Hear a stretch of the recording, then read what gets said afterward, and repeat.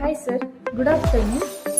ಡಯಾಬಿಟಿಕ್ಸಲ್ಲಿ sugar level ಕಮ್ಮಿ ಆದಾಗ ನಾವು ಗ್ಲೂಕೋಸ್ ತಗೊಳ್ಬೇಕಾ ಇಲ್ಲ ಮನೇಲಿರೋ ಶುಗರ್ ಯೂಸ್ ಮಾಡ್ಬೋದಾ? ಈಗ ಡಯಾಬಿಟೀಸಲ್ಲಿ ಶುಗರ್ ಲೋ ಅಂದರೆ less than 70 milligram per decilitre ಆದಾಗ ಇಟ್ಸ್ ಅರ್ಜೆನ್ಸಿ. ಸೊ ಯಾವ್ದು ಸಿಗುತ್ತೆ ಅದು ತಗೋಬೇಕು. ಬಟ್ ಇವು ಎರಡರಲ್ಲಿ ಎರಡು ಅವೈಲೇಬಲ್ ಇದ್ದಾಗ ಯಾವ್ದು ಚೂಸ್ ಮಾಡಬೇಕಂದ್ರೆ ನೀವು ಗ್ಲೂಕೋಸ್ ಪೌಡರ್ ಯೂಸ್ ಮಾಡಬೇಕು.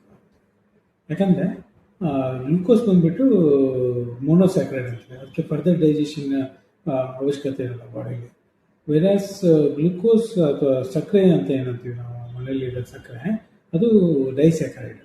ಅದು ಗ್ಲೂಕೋಸ್ ಮತ್ತು ಫ್ರಕ್ಟೋಸ್ಗೆ ಬ್ರೇಕ್ ಡೌನ್ ಆಗಬೇಕದು. ಅದಾದಮೇಲೆ ನಮ್ಮ ಬಾಡಿ ಅದನ್ನು ಯೂಸ್ ಮಾಡ್ಕೊಳಕ್ಕಾಗಲ್ಲ. ಹಾಗಾಗಿ ಅದರಲ್ಲಿ ಡೈಜೆಷನ್ ಪ್ರೋಸೆಸ್ ಇನ್ನೂ ಇನ್ವಾಲ್ವ್ ಇರುತ್ತೆ. ಹಾಗಾಗಿ ತಕ್ಷಣ ಶುಗರು ಸ್ಪೈಕ್ ಆಗಲ್ಲ. ಸೊ ನಮಗೆ ಲೋ ಶುಗರ್ ಇದ್ದಾಗ ಶುಗರು ಆದಷ್ಟು ಬೇಗ ಸ್ಪೈಕ್ ಆಗಬೇಕಿರುತ್ತೆ. ಹಾಗಾಗಿ you have to choose glucose powder. Okay sir, thank you.